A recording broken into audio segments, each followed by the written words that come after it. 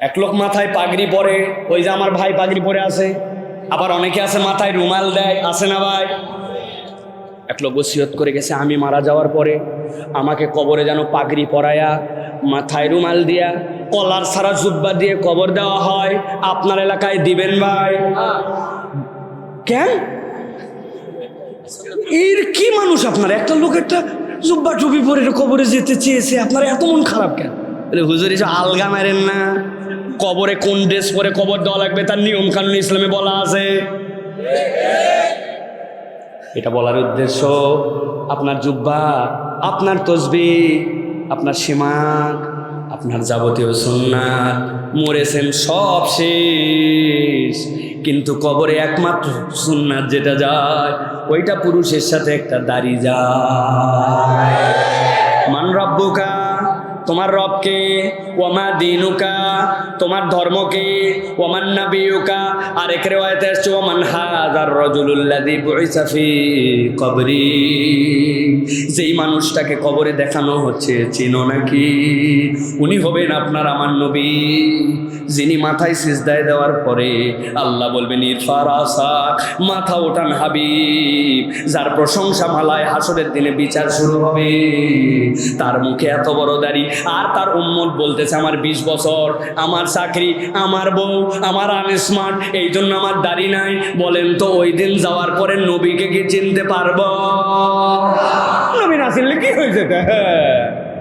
না, আমার লিডার আছে, হ্যাঁ বাবা, পরপর 4 বার, তাই না? কিচ্ছু কুলাবে না, কিচ্ছু কুলাবে না। এই জন্য ভালো করে বলছি প্রিয় ভাইয়েরা, ও তারাব্বাসতুম থেকে আজকেই বের হতে হবে। নবীর কথা, আল্লাহর কথা শুনলাম আর মানলাম, কাল ক্ষেপণ করা যাবে না, ঠিক না? কাল ক্ষেপণ করা যাবে আর যাবে না। শুনলাম আজকের থেকে মিথ্যা কথা বলবো, কথা বলবো, মুখে গালি দিব। গালি তো দেওয়াই লাগবে, যে এলাকার মানুষ আমরা, একটা গালি না দিলে ইমেজ থাকে নাকি? ওই যে পুকুরের পর একজন বলতেছে, এই শালার বেটা হুজুর উঠে গেল, তুই এখনো আসলি না। আদর করার বন্ধুকে শালার বেটা বলে ডাক দিছে। আপনার এলাকার লোক আবার দেখবেন একটুখানি লবণ কম বেশি হয়ে গেছে, বউকে বাড়িতে যায় বলছে ময়াকার গয়ে দীর্ঘই কোথাকার, বানান করে দিব। তাই কুশল লাগাইছে যে এটা নামাজি অর্কুশার হয়েছে মিষ্টি, আর বেনামাজি অর্কুশার হয়েছে তিতা, এরকম হয় নাকি? আমার আল্লাহ রাব্বুল বলছেন দুনিয়াতে এরকম কোনো কিছু আলাদা করে দেই নাই, কিন্তু যেই না 2 নম্বর চিত্র শেষ হয়ে যাবে, এখন মুনাফিকরা খালি ইমানদারদেরকে ডিস্টার্ব করে, দে ভাই একটু আলো দে ভাই, দে ভাই আলো দে ভাই। আল্লাহ বলছেন ফেরেশতা চলে যাও, 3 নম্বর চিত্র নবী আপনি দেখতে পাবেন। কি দেখতে পাবেন? আল্লাহ বলছেন নবী আপনি ওই হাসরের ময়দানে বসে দেখবেন ফাদুরিবা বাইনাহুম বিসুরিল্লাহু বাব বাতিনুহু ফির রাহমা ওয়া যাহিরুহু মিন কিবালিহিল আযাব। আল্লাহ রাব্বুল আলামিন ফেরেশতা পাঠিয়ে দিবেন। ফেরেশতা যাওয়ার পরে আল্লাহ বলছেন ওই মুনাফিক আর ওই ইমানদারদের মধ্যে দিয়ে একটা পর্দা পড়ে যাবে। ফাদুরিবা বাইনাহুম বিসুরিল্লাহু বাব, তার একটা দরজা থাকবে, কিন্তু পর্দাটা 3টা গুণে গুণে নিতে হবে। এপার থেকে ওপার দেখা যায়, এপার থেকে ওপার শোনা যায়, ভিতর থেকে ইমানদার, ইমানদাররা আরামে আর আরাম, আর ছোট্ট একটা পর্দা কেবল পড়ে গেছে। কিন্তু এই মুনাফিকের দল যারা ইমানদারদের কাছে আলো নেওয়ার জন্য ডিস্টার্ব করছিল, আল্লাহ বলছেন যাহিরু মিন কিবালিহিল আযাব, ওই পর্দার বাইরে তাদের জন্য কষ্ট আর কষ্ট। 3 নম্বর চিত্র ভালো করে মনে রাখেন, ইমানদারদের আলো, মুনাফিকদের আলো নাই, আলোর জন্য ডিস্টার্ব করে। আল্লাহ বলছেন সাথে সাথে পর্দা পড়ে গেল, পর্দার ভিতর দিকে ইমানদাররা আরামে আরাম, আর মুনাফিকরা বাহির দিকে দাঁড়ায় কষ্ট আর কষ্ট। ছোট্ট একটা বার্তা আছে এর মধ্যে, যারা তালেব ইলম আছেন তাদের জন্য বলছে, যারা পড়ালেখা করছেন এই আয়াতে কারিমা যে পড়ে দেখবেন, সূরা হাদীদ থেকে বলছি 57 নম্বর সূরা, সেখান থেকে যে দেখবেন আল্লাহ রাব্বুল আমিন বলছেন ফাদুরিবা বাইনাহুম বিসুরিল লাহু বাব, পর্দা একটা পড়লো, তার একটা দরজা আছে। তাফসীর পড়ে দেখবেন দরজা বলার কারণ কি? দরজা বলার কারণ দুইটা।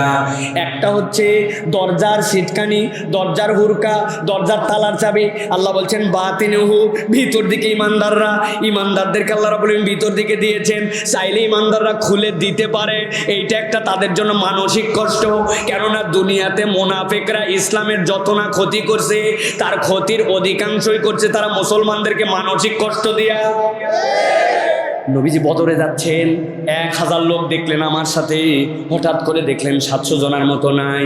বদরে ইসলামের বিজয় হয়েছে, কিন্তু আল্লাহর নবী বুখারীর হাদিসের মধ্যে আসছে বদরে এমন কাঁদা কাঁদছেন, শেষ পর্যন্ত আবু বকর রাদিয়াল্লাহু তাআলা এসে বলছেন ইয়া রাসূলুল্লাহ, হয়েছে তো হয়েছে, অনেক হয়েছে, নিশ্চয় আল্লাহ আপনাকে কখনো দুশ্চিন্তাগ্রস্ত করবেন না। নবীর দাড়ি মোবারক ভিজে, মাটি মোবারক পর্যন্ত নবীর পানি দিয়ে ভিজে গেছে। ইসলামের বিজয় ত্বরান্বিত করতে পারে নাই, কিন্তু মুনাফিকরা আল্লাহর নবীকে আর ঈমানদারদেরকে মানসিক কষ্ট দিয়েছে। ঠিক কি না? আল্লাহ বলতেন ফাদুরিবা বাইনাহুম বিসুরিল লাহু বাব, ওইখানে তাদের জন্য একটা দরজা দেওয়া হবে। ঈমানদাররা বুঝাবে দরজা চাইলে খুলতে পারি, কিন্তু আজকে তোমাদের জন্য আমরা খুলবো না। আল্লাহু আকবার। যারা খুলবে না তারা কারা? মানে আমরা, বলেন কারা? আমরা কি মুনাফিক নাকি? বলেন কারা? আমরা। আল্লাহ বলছেন এই ঘটনা 3 নম্বর চিত্র নবী আপনি দেখে ফেলছেন। এখন এখানে 4 নম্বর দৃশ্যের অবতারণা হবে। শেষ আয়াত ভালো করে খেয়াল করেন।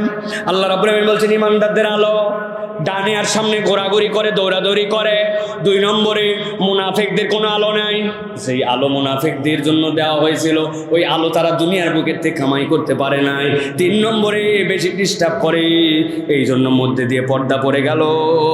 আল্লাহ বলছেন যেই না পর্দা পড়ে গেছে, বাহির দিকে এতই কষ্টের কষ্ট মুনাফিকদের, তারাই কষ্ট সহ্য করতে না পেরে যত মুনাফিকের দল আছে সবাই তখন ঈমানদাররা যে ভিতর দিকে আছে ওর সামনের পর্দার সামনে সবাই জাহাজের কাতার দিয়ে যত মুনাফিক পুরুষ আর মুনাফিক নারী ঈমানদারদের দিকে মুখ ফিরছে। আল্লাহ বলছেন মুখ ফিরানোর পরে এবার তারা সব ঈমানদারদের কাছে একটা কথা জিজ্ঞাসা করবে। একটা কথা আজকে তোমাদেরকে বলতে হবে, তোমাদের এত আলো, আমাদের আলো নাই, একটু ডিস্টার্ব করলাম জন্য মধ্যে দিয়ে পর্দা পড়ে গেল, একটা কথা তোমাদেরকে বলতে হবে। এখন সব মুনাফিক এসে দাঁড়াইছে।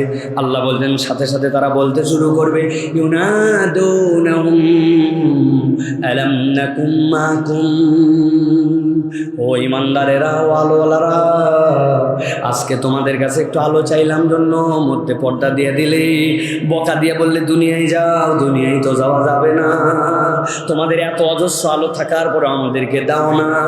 একটা কথার উত্তর তোমাদেরকে দিতে হবে। কি কথা? সবাই বলবে আলাম নাকুম মাকুম, আমরা আর তোমরা কি দুনিয়াতে একসাথেই ছিলাম না? একই এলাকায় থাকি নাই? আমাকে চিনতে পারতেছো না? আমি তোমার আপন চাচতো ভাই, একই বাজারে বাজার করছি, জুম্মার দিন আমাকে দেখো নাই? আলাম নাকুম মাকুম, আল্লাহ কোরআনে বলছেন। ওরা বলবে বলো আমরা তোমরা কি একসাথেই ছিলাম না? আল্লাহ বলছেন ঈমানদাররা কি উত্তর দিবে? ঈমানদাররা উত্তর দিবে ক্বালু বালা। ও মুনাফিকের দল, কি মনে করছো তোমাদেরকে আমরা চিনি নাই? একসাথে ছিলাম এটা অস্বীকার করব না। আল্লাহ আজকে তোমাদের বাপ দাদার পরিচয় সহ আমাদের কাছে আল্লাহ চিনাই দিছে। অতএব যা আচরণ করলাম এইটা না বুঝে নয়, তোমাদেরকে চিনি আচরণ করলাম। আয়াতে কারিমার এই জায়গায় এই অংশ নেই, কিন্তু ভাব দেখেন, গভীর মনোযোগে বুঝলে আপনিও বুঝবেন। দেখেন তো কথাটা এরকম ডিমান্ড করে কিনা। ঈমানদারদের আলো, মুনাফিকদের আলো নাই। আলো নিতে গেল, বললো দুনিয়ায় যাও, দুনিয়ায় যাওয়া যাবে না। বেশি ডিস্টার্ব করলে যেন পর্দা পড়ে গেল। পর্দা পড়ে যাওয়ার পর সবাই দাঁড়ায় গেল, জিজ্ঞাসা করলো তোমরা কি একসাথেই ছিলাম না?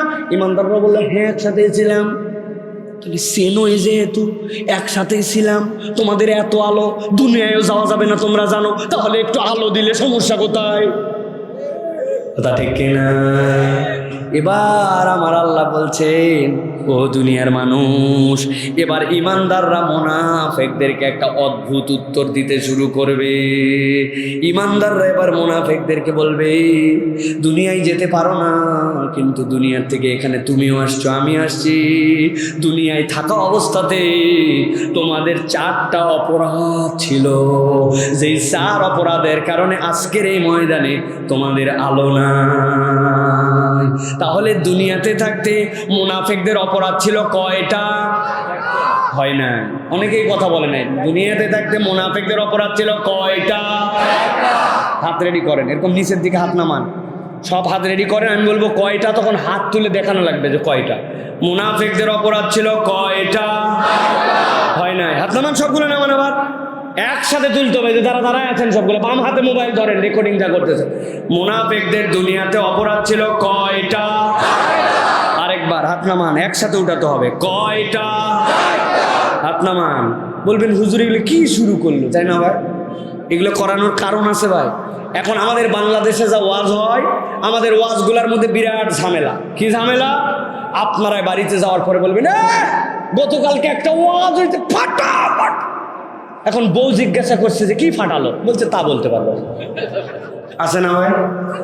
এই যে ফাটাফাটি ওয়াজ, বিভিন্ন ধরনের ওয়াজ, বক্তাদের পাম্পট্টি দিয়ে বিভিন্ন কাজে লাগায়। বক্তা আসছে কোরআন শোনার জন্য, তা পাম দিয়ে বলছে যে হুজুর আপনি একটু মক্কার আজান দেন, মক্কা আজান দেন, আল্লাহু আকবার, আল্লাহু আকবার। ওই যদি মক্কা দিলেন, এবার মদিনা দেন, এরপর বাংলাদেশ দেন, এরপর আস্তে আস্তে করে নামতে নামতে মনে করেন আপনাদের এই যে কি বেনাপোল বাজার পর্যন্ত আজান দিয়ে, এরপরে খানিকক্ষণ গজল গাওয়ায়, এরপরে বলবেন একটা ওয়াজ হয়েছে ফাটাফাটি, কিন্তু কি ফাটাইছে তা জানি না। আছে না ভাই? আমাদের কোনো ফাটাফাটি ওয়াজ নাই, আজকে জোরাতালির ওয়াজ। কি ওয়াজ? এই জন্য আজকের ওয়াজ বাড়িতে নিয়ে যেতে হবে। এই জন্য এত কষ্ট করে করে আপনাদের কাছে এইগুলা বলতেছি। তাহলে বুঝে থাকলে বলেন তো, মুনাফিকদের দুনিয়াতে আলো হারাবার কারণ কয়টা? হাত উঠলো না যে, ভুলে গেছেন? মুনাফিকদের আলো হারাবার কারণ কয়টা? পিছনের আপনারা আমাদের সাথে নাই ভাই? ওই যে পিছনে আপনারা নাই আমাদের সাথে, আলহামদুলিল্লাহ। তাহলে আমরা এই 4টা কারণ শুনে, যদি এই দোষে আমাদের দোষ থাকে দূর করে দিব, আল্লাহ রাব্বুল আমিনের কাছে খালেস দিলে তওবা করে বাড়ি চলে যাব ইনশাআল্লাহ। বলেন ইনশাআল্লাহ। চলেন তাহলে এবার ইমানদাররা এবার মুনাফিকদেরকে উত্তর দিচ্ছে। আল্লাহ রাব্বুল আমিন কোরআনুল কারীমের মধ্যে বলছেন, মুনাফিকরা ইমানদারদেরকে বলছে, ইউনাদুনাহুম আলাম নাকুম মাকুম, দুনিয়া থেকে আমরা আর তোমরা একসাথেই ছিলাম না? ইমানদাররা উত্তর দিছে, ক্বালু বালা, হ্যাঁ একসাথেই ছিলাম, কিন্তু তোমাদের দুনিয়ায় কতগুলো অপরাধ ছিল। আল্লাহ রাব্বুল আমিন বলছেন, কি বলবে তারা? তারা সাথে সাথে বলতে শুরু করবে, ওয়ালাকিন্নাকুম ফাতানতুম আনফুসাকুম ওয়া তারাব্বাসতুম ওয়া রাতাবতুম ওয়া গাররাতকুমুল আমানি হাত্তা জা আমরুল্লাহ।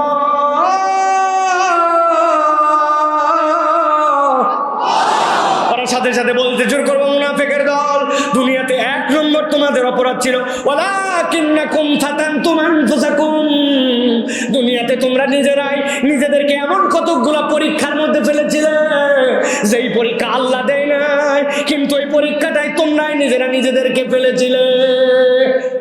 বুঝে থাকলে বলেন তো ভাই, দুনিয়াতে আমরা নিজেরা নিজেদেরকে কোনো পরীক্ষার মধ্যে ফেলি নাকি? ফলিত না, কিন্তু হিসাব মিলালে বুঝবেন দুনিয়াতে আমরা চলাফেরার ক্ষেত্রে এমন কতগুলা পরীক্ষায় নিজেদেরকে ফেলি, যেই পরীক্ষা আল্লাহ দেয় না, বান্দা নিজে নিজেকে পরীক্ষা করে। এক ছেলে সিগারেট ধরাইছে, ধরানোর পরে বলছে, এই দোস্ত আমার থেকে ফাঁকে যায় বিড়ি ধরাবি, আমি সিগারেটের গন্ধ সহ্য করতে পারি না, খুব খুব করে কাশি। ওই ছেলেও ভয়ে ভয়ে দূরে যায় ধরাইছে, কিন্তু বন্ধুত্ব বাদ দেয় না। 1 দিন 2 দিন 7 দিন পার হওয়ার পরে, প্রথম দিন যেইটা সিগারেটের গন্ধ সহ্য করতে পারতো না, 10 দিনের দিনে যখন ওই সিগারেট ধরাইছে, সাথে সাথে ও আরো বলছে, দোস্ত তোর টানার পরে কিন্তু প্রথম মুঠা আমার মুখে যাবে, কল নম্বর 1। আছে না ভাই? আপনাকে কি আল্লাহ পরীক্ষা দিয়েছিল? আপনি ওই বন্ধুত্বের সাথে কেন ঘুরলেন যে আপনাকে বিড়ি খোরের দিকে নিয়ে গেল? আল্লাহ বলছেন এই পরীক্ষা আল্লাহর দেওয়া নয়, এই পরীক্ষায় বান্দা তুমি নিজেই নিজেকে ফেলেছিলে। আছে কি না? যখন ঈদের সিজন এসে গেছে, বড় একটা অনুষ্ঠান লাগছে, বিরাট বড় পার্টি, তখন বলছে দোস্ত আগের মতো আর বিড়ি খায়ের জোশ আসে না, কি করা লাগবে? বলছে বুদ্ধি পাইছি, তুই আগে বিড়ির ভিতরে মাল বাইর কর। ও ঠোকা দিয়ে বিড়ির ভিতরে মাল ফেলাই দিয়েছে, ও পকেটে পুরিয়া বের করে কুচকুচ করে কাটোয়ার মধ্যে ঢুকাইছে। ঢুকানোর পরে বলছে দোস্ত এবার বুঝবি খেলা। কি খেলা? বলে একটা নেতে যেমন তেমন, দুইটা নেতে রাজা, তিনটা নেতে এমন ফিলিংস পাবি, বেনা পল অঞ্চলে গুহার নাম গাজা। আছে কি না? আপনাকে বিড়ি করে বন্ধুর সাথে ঘুরতে গিয়ে আল্লাহ বলছিল আপনার এই পরীক্ষা আল্লাহ দেয় না, ওয়ালাকিন্নাকুম ফাতানতুম আনফুসাকুম, তুমি নিজেই নিজে ওই পরীক্ষার মধ্যে ফেলছিল। এই দোস্ত কই যাস? 3:58 আর 2 মিনিট আছে দোস্ত, আসরের নামাজটা জামাতে ধরবো। বলছে শোন, আজকে অনেকদিন পর বড় ভাইয়ের এই বাইক পাইছি, উঠবি, ডাইরেক্ট বেনাপোল রোডে একটা টেস্ট দিয়ে আসবো। বলছে দোস্ত নামাজ পড়ে উঠতেছি। বলে রাখ তোর নামাজ, প্রত্যেক দিন আসরের নামাজ থাকবে, কিন্তু প্রত্যেক দিন বাইক পাওয়া যাবে না, উঠলে উঠ, না হলে অন্য বন্ধু নিয়ে যাবো। ও চিন্তা করছে তাই তো, নামাজ প্রতিদিনই থাকবে। ফেতনার মধ্যে পড়ে গেছে, বাইকে উঠছে, একদিন 2 দিন, 1 ওয়াক্ত 2 ওয়াক্ত, নামাজি বন্ধু বেনামাজি হয়েছে। এই পরীক্ষা আল্লাহ দেয় নাই, এই পরীক্ষায় আমরা নিজেরাই নিজেদেরকে ফেলি। ঠিক না? আল্লাহ বলছেন ওয়ালাকিন্নাকুম ফাতানতুম আনফুসাকুম। বলতে থাকলে এরকম করে আমি অনেকক্ষণ বলতে পারবো, তবে ভালো করে বোঝেন, এইটা গেল একটা দিক। আরেকটা দিক আছে আমলের সাথে আকীদার দিক। ওই পরীক্ষার মধ্যেও বান্দা পড়ে। আমলের পরীক্ষার পরে কেমন করে আকীদার প্রশ্নে পড়ে খেয়াল করেন তো। অনেক দিন ধরে বাচ্চাটা ভালো হয় না, রোগ ডাক্তার দেখেন সারে না, বাচ্চাটা বিদেশে যাবে চেষ্টা করতেছে, হয় না। একজন বলছে গাধা, এত চেষ্টা করার কি আছে? আমি কিছুদিন আগে শাহজালালের মাজারে যাই 21,121 টাকা 10 কেজি পোলাওয়ের চালের মান্যত দিয়েছিলাম, কাম বাদে গেছে, তুইও যা। দৌড়াই চলে গেছে মাজারে। জিজ্ঞাসা করছেন কি রে? মাজারওয়ালা তোর রোগ ভালো করে, মাজারওয়ালা তোর অসুখ ভালো করে। দা মাজারওয়ালা কেমন করে অসুখ ভালো করবে? পীর সাহেব কেমন ভালো করে গেলি কেন? বলে শোনো, মাজারওয়ালা বড় আল্লাহর ওলি, উনার কাছে মান্যত দিলে উনি খুশি হয়, উনি খুশি হলে আল্লাহ খুশি হয়। আল্লাহ দেয় কিন্তু একটু বাবার মাধ্যম দিয়ে দেয়। আপনি যদি এই ইমানদার হন, আপনার ইমান আর আবু জেহেলের ইমানে পার্থক্য না। বলবেন হুজুর কোথার থেকে পাইলেন? দেখেন তো কোরআন আপনাকে কি বলছে, ভালো করে খেয়াল করেন।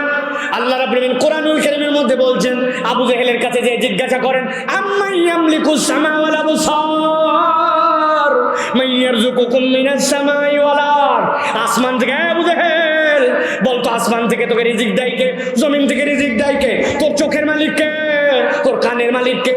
আল্লাহ বলছেন উত্তর দিতে এক মুহূর্ত দেরি করবে না, ঠোঁটের আগায় রেডি আছে, কতসিন সাওফা সায়াকুলুন আল্লাহ, বলবে বলো কি? আল্লাহ খাওয়ায়, আল্লাহ মারে, আল্লাহ চোখ দিছে, আল্লাহ শোনায়, সবই আল্লাহ দেয়। তো লাতুজ্জামানা থবলের কাছে কেন যাও? আমি দেখলাম ওইখানে যাই মান্যত দিলে, ওইখানে যাই ছাগল জবাই করলে, ওইখানে যাই দুধ দিয়ে ধোয়, ওই দুধ খালি কেন?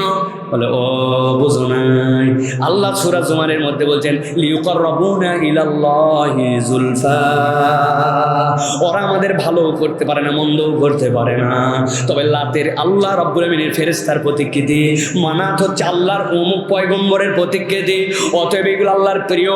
লাতের কাছে দিলে লাত খুশি হয়, লাত খুশি হলে আল্লাহ খুশি হয়। আল্লাহ দেয় কিন্তু লাতের মাধ্যম দিয়ে দেয়। মানাতের কাছে দিলে আল্লাহ রোগ সারাই, কিন্তু মানাত খুশি হয়, আল্লাহকে বলে, আল্লাহ দেয় কিন্তু মানাতের মাধ্যম দিয়ে দেয়। আল্লাহ বলছেন ওয়াহুম মুশরিকুন, যতই আল্লাহ খালিক আল্লাহ মালিক বলুক না কেন, তাদের ঈমান আনা হয় না। এখন আপনি যতই দাড়ি টুপি জুব্বা নিয়া কোরআন আমার কালেমা আমার বলেন, আর যদি আপনি মনে করেন কোনো মাজারওয়ালা আপনার ভালো মন্দ করতে পারে, কোনো জায়গায় মান্যত দিলে আপনার জন্য এটা কল্যাণ অকল্যাণ নিয়ে আসতে পারে, আপনার দাড়ি টুপি জুব্বা হাজার থাকুক, আপনি ইবাদতের মধ্যে ওসিলা বানাইলে, আল্লাহ ছাড়া কাউকে ওসিলা মানলে, আপনার হাসর নাসর আর আবু জেহেলের হাসর নাসর একসাথে হবে। বুঝে নেন, ভালো করে বুঝে নেন। বলবেন হুজুর আমার দোষ কোথায়? আমরা মূর্খ মানুষ। আমরা এলাকার মানুষকে একজন হুজুর বুঝাইছিল, বুঝায় আমাকে এই কাজ করছে, আল্লাহ হুজুরকে ধরেন। আল্লাহ বলবে এ এমন ঔষধ, যে ওষুধে হুজুরকে ধরা হবে না, যে খাইছে তাকে ধরা হবে। উদাহরণ দেয় একটা, দিব? রাগ করবেন না তো? আপনার এলাকায় এক লোক ভীষণ অসুস্থ, খুব কাশে, খালি কাছে, লোকজন বলছে তোর মনে যক্কা হয়েছে কিনা, তুই যা তো ডাক্তার দেখা। ও চলে গেছে, যাওয়ার পরে মেডিকেলে ডাক্তার দেখাইছে, ডাক্তার বলছে আপাতত 2টা ওষুধ দিলাম, 3 দিন পর আপনার টেস্ট করা হবে, যদি না সারে এই ওষুধগুলো নিয়ম করে খান। ও বলছে বাবা আমি মূর্খ মানুষ, আমি পড়ালেখা জানি না, ওষুধ কয় চামচ খাবো, কখন খাবো, এগুলো বুঝবো কেমনে? ওই দোকানে যাই বলবেন আমি পড়ালেখা জানি না, দেখেন কেমনে আপনারা ওষুধ দেয়। ও দোকানে আসছে, বলছে বাবা আমি পড়ালেখা জানি না, 3 ওষুধ কখন কি খাবো, পড়ালেখা জানি না, বুঝবো কেমনে? প্রেসক্রিপশন লিখে দিয়েছে, বলছে টেনশন করেন না চাচা, এই দেখেন, এই যে আপনার বোতল, 1 টান 2 টান 3 টান, মানে 3 বার কোনা কাটে দিলাম এটা খাওয়ার আগে, আর যেটা কোনা কাটানো এটা খাওয়ার পরে। বুঝছেন? কই পানির মতো সোজা আছে না? আসার পরে রাত্রেবেলা কাশতে কাশতে 2 চামচ ওষুধ খাইছে। খাওয়ার পরে বাড়ির বারান্দায় জানালা আছে, ওই জানালার মধ্যে বোতল রেখে দিয়ে শুইছে। রাত্রেবেলা যখন ওষুধ খাইছে, ওনার ছোট একটা মেয়ে আছে বাড়িতে, 5-6 বছরের বাচ্চা, ওষুধ খাওয়াই দিবে আব্বাকে, খুব শখ। ছোট বাচ্চারা বাপেকে ওষুধ খাওয়ায়, মায়ের ওষুধ খাওয়ায়, ঠিক না আছে না?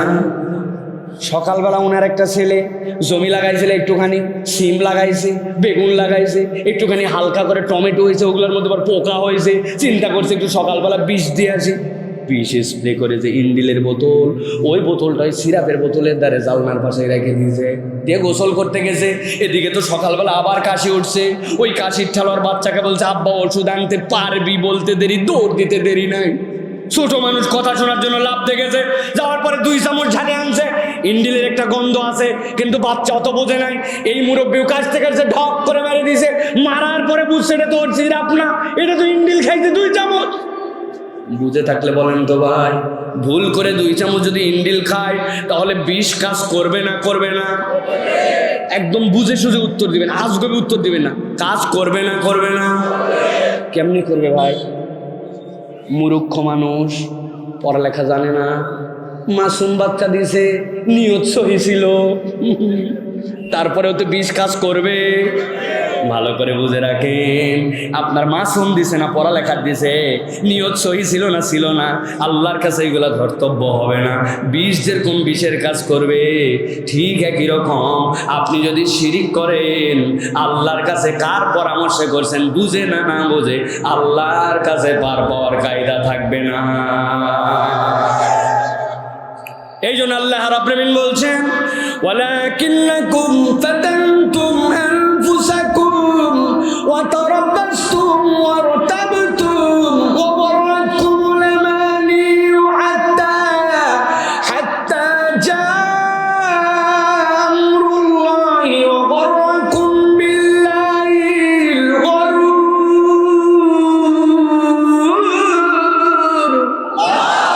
আমার রাব্বুল আলামিন বলছেন, ও দুনিয়ার মানুষ, 1 নম্বর ইমানদাররা বলবে ও মুনাফিকের দল আলো দিতে চায়, কিন্তু দুনিয়ায় তুমি এমন পরীক্ষায় ফেলছো যেই পরীক্ষা আল্লাহ তোমাকে দেয় নাই। ওই পরীক্ষায় পড়ার কারণে দুনিয়ার মুখ থেকে আজকে তুমি আলো হারা। 2 নম্বরে এবার ইমানদাররা বলবে তারাব্বাসতুম, তোমাদের 2 নম্বর অপরাধ কি? ইমানদাররা বলবে 2 নম্বর অপরাধ হচ্ছে তোমরা আল্লাহর দিকে আসার ক্ষেত্রে দীর্ঘসূত্রিতা করতে। দীর্ঘসূত্রিতা মানে কি? আল্লাহর দিকে আসার ক্ষেত্রে কোনো আহ্বান করা হলে, কোনো বিধান জানার পরে ইনশাল্লাহ ধরবনি, করবনি, এই শুরু করলাম, করে ফেললাম, এরকম করে প্রতীক্ষা করায়। এই রোগে কি আমাদের রোগাক্রান্ত আছে কি নাই? বাচ্চারা ইমাম সাহেব হাত ধরছে, চলো বাবা আসরের নামাজে যাই। 100 ধাপ দেওয়ার পরে বলছে হুজুর আজকে কি বার? হুজুর বলছে 1 থাপ করে দেবো বেটা, তোকে নিয়ে যাচ্ছে আসরের নামাজে, তুই বার বলিস কেন? বলছে হুজুর একটু বলেন না কি বার? বলছে আবার বলে কথা, আমি বলছি তোকে আসরের নামাজে নিয়ে যাই। বলছে হুজুর আল্লাহর কিরা করে বলতেছি, আপনি একটু বলেন একটু কি বার আজকে? হুজুর বলছে আজকে সোমবার। বলছে হুজুর মঙ্গলবার, বুধবার, বৃহস্পতিবার, জুম্মার দিন থেকে দেখেন আমি কেমন নামাজ ধরি। কিরে তোর আজকে সোম কই গেল, মঙ্গল কই গেল, বুধ কই গেল, তুই জুম্মা ঠেললি কেন? ইনশাল্লাহ বলে জুম্মার দিন বলছে। ওই ইনশাল্লাহকে এক চিল্লা লাগাইছে, আজ পর্যন্ত মসজিদে যায় না। এইরকম ধান্দাবাজ মুসলমান আছে কিনা? আগামী রমজান এই তো আর মাত্র 29 দিন পর, দেখেন এবার রমজান থেকে কেমন হুজুর হয়। আছে না? এর আগের 1 মাস তোমার গেল কই? এখনো বয়স হয় নাই। আমার আব্বা 50-55 বছর বয়সে হজ করছে। আল্লাহ দিলে আমি 50-এর মধ্যে হজ করে দেখেন ব্যবসাপাতি সব গুটায় ফেলে কি সাহাদি সাহেব ওই এর আগ পর্যন্ত টাউটামি ব্যবসা করে, 2 নম্বরই করে, মানুষ ঠকায়, মনে করছে হজ দিয়ে সব বোধহয় পার পাওয়া যাবে। ভাবে তো আর হজে যাওয়ার সময় টেকনিক করে যায়। আপনাদের এলাকায় আছে কিনা? আমাদের এলাকায় আছে। একটা গরু কাটছে, গরু কাটে সবাইকে খাওয়াইছে, খাওয়াই টয় বলছে বাবা আমি হজে যাচ্ছি, আর ফিরবো কিনা জানি না। বলেন আবার 2টা ছেলে ছিল আর 2টা মেয়ে, 12 বিঘা জমি। 1 বিঘা জমি 2 মেয়ের মধ্যে ইনসাফ মতো ভাগ করে দিয়েছে, আর বাকি 11 বিঘা জমি 2 ছেলেকে ইনসাফ মতো ভাগ করে দিয়েছে। সব ইনসাফ মতো ভাগ করে আবার মেয়ে নাতিদেরকে বলছে তোমার জন্য গলার মালা না হাতের আংটি, ঠিক আছে 2টাই। আরেক নাতি মেয়ের গুলাকে এগুলো অফার টফার দিয়ে খানায় কাবায় চলে গেছে। যাওয়ার পরে খানায় কাবাতে হেরামের কাপড় পরে যেই না কাবা দেখছে, কান্নার ঠেলায় আশপাশের হাজি বলছি এত কান্দেন অন্য হাজি, এই হাজি বিরাট হাজি, হাতে শরিক হয়ে দেখে বলতেছে আল্লাহ আশা রাখবে কৌশলে 11 বিঘা জমি 2 ছেলেকে ভাগ করে দিয়েছি, আর 1 বিঘা জমি মেয়েদের। আল্লাহ তুমি সব মাফ করে দাও, খানায় কাবা দেখলে মেহেরবানি। আমার আল্লাহ রব্বুল আলামিন ফেরেশতা এখন নামাবে না, কিন্তু যদি ফেরেশতা নামাইতো রব্বুল আলামিন ওই হাজিরের থাপড়ায় বলতো ও ভণ্ড হাজি তুমি নামাজ মিস করছো, আল্লাহর কাছে ক্ষমা চাও, বান্দার হক নয় এটা আল্লাহর হক, আল্লাহ মাফ করে দিবে। তুমি যদি বান্দার হক নষ্ট করে আছো, বান্দার হক নষ্টের গুনাহ 100টা হজ করলেও আল্লাহ মাফ করবে না। জনগণের টাকা মারে খাইছেন আপনি, জনগণের রাস্তা আপনার পেটের মধ্যে চলে গেছে, জনগণের স্কুল আপনার পেটের মধ্যে চলে গেছে, ব্রিজ কালভার্ট তো করাই লাগেনি। আছে না? শেষ বয়সে বলছে আমি যা ভুল করেছি এবারের মতো ক্ষমা করে দেন, আমরা আপনার সাথে আছি, আগামীতেও থাকবো। সুযোগ পায় না জনগণ, লাথায় ফুটবলের মতো উড়াতো তাছাড়া, ঠিক না? এটা আমার কথা নয়, রব্বুল আমিন বলছেন তুমি জায়গা মতো শুধরাও নাই, বান্দার হক নষ্ট করার গুনাহ আল্লাহ মাফ করবে না। কত মুরব্বী আছেন এখানে, মাথা নিচু হয়ে যাবে আপনার। কবে আপনার বাপ মরে গেছে, আপনি বোনের জমি আজ পর্যন্ত দেন নাই, বড় বড় গল্প মারে ফুটানি মারে ঘুরে বেড়া। আবার ইতিহাস শুনেছেন ভিটার জমিতে ভাগ নিলে বোন সংসারে সুখ হয় না। আরে ব্যাককল তুই ভিটার উপরে তো সংসার করতেছিস, তোর সুখ কই গেল? আছে না? বোনের জমি দেয় না। হাজী সাহেব বিরাট বড়, ও হাজী সাহেব কিন্তু আল্লাহর কাছে পয়াকার দিয়ে লেখা, বানান করে দিব আর দিলাম না। ভালো করে বুঝে নেন, আমার রব্বুল আমিন বলছেন ওয়াতারাব্বাসতুম, প্রথম আয়াতে বলছে আপনার কাছে ওয়াকালা সাওয়াবা, আল্লাহর কাছে যাওয়ার পরে বেঁকা কথা বলা যাবে না। ওই দিন সোজা হওয়ার আগে এই দিনেই আপনাকে আমাকে সোজা হওয়া লাগবে। ঠিক না? কত মানুষ আছে এই জায়গায় জানে না, কে বলো এই জায়গায় হাত তোলো, মা আসফালা মিনাল কাবাইনি দারি ফিন্নার, টাকনুর নিচে তোমার যা যাবে ওইটা জাহান্নামে যাবে নবী বলছে, কিন্তু আজ পর্যন্ত টাকনুর উপরে কাপড় উঠলো না। আগামী ঈদের থেকে যেটা বানাবো ইনশাল্লাহ উঠাবনি, ইনশাল্লাহ উঠাবনি করতে করতে 30 বছর পার হলো, ওর টাকনুর উপর উঠে না। কেননা টাকনুর উপর উঠলে ওকে আনস্মার্ট লাগে। আছে না? আপনি তারাব্বাসতুমের দলের মধ্যে আছেন, বক্কর চক্কর করে যাবেন, কিন্তু ওই জায়গায় যাওয়ার পর আলো মিলবে না। এতদিন হয়ে গেল, কত ওয়াজ শুনলাম, কত কিছু শুনলাম, এই মিয়া দাড়ি নাই কেন আপনার? আমার বউ পছন্দ করে না। যেই বউ আপনার দাড়ি পছন্দ করে না, 40 দিনের মধ্যে ওই বউকে বিদায় করা আপনার জন্য দায়িত্ব। বলবেন কোথাতে ফতুয়া পেলেন? কোরআন থেকে পাইছি। নবীজি সাল্লাল্লাহু আলাইহি ওয়াসাল্লামের ব্যাপারে আল্লাহ বলছেন ওয়া ইন্নাকা লা আলা, আরবি যে জানে মোতালা করে তারকিব মিলায় দেখবেন, লা আলা খুলুকিন আযীম। আপনি বেগুন কিনেন কেজির পাটকারায়, আপনি সোনা কিনেন গ্রামের মাপে, আপনি যখন জমি মাপতে যান জমিতে তখন আপনি মাপ দেওয়ার জন্য টেপ ফিতা, ইঞ্চি ফিতা, গজ ফিতা আছে। আল্লাহ বলছেন তোমার লাইফের যত মাপ সবগুলো আমার নবীর নিক্তিতে হবে। নবীর ওজনে মিললে কবুল, নবীর ওজনে না মিললে আল্লাহর কাছে জাহান্নামে নিক্ষিপ্ত হবে। এখন যেই বউ নবীর দাড়িকে পছন্দ করে না ওই বউ আপনার বাড়িতে থাকবে? এরকম বউ খুবই কম।